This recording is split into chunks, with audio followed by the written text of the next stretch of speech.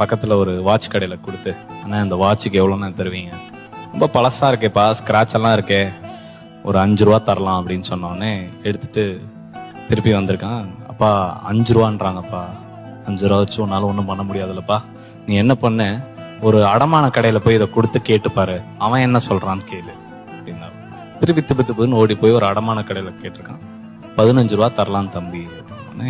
திருப்பி அப்பா 15 ரூபா சொல்றாங்க, 15 ரூபா வச்சு ஒன்றும் பண்ண முடியாதுல்லப்பா. நீ என்ன பண்ண, பக்கத்துல ஏதாச்சும் ஒரு மியூசியமுக்கு போய் இந்த வாட்சை காமி அப்படின்னு சொன்னாங்க.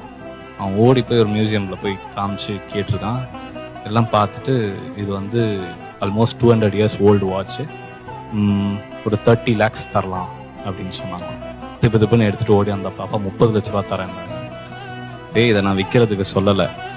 நீ செலக்ட் பண்ற இடம் எங்க போய் இருந்தா உன் வேல்யூ தெரியும்னு ஒரு இடம் இருக்குல்ல, அந்த இடத்த செலக்ட் பண்ணாலே போதும், நீ வெற்றி அடைஞ்சிடலாம்.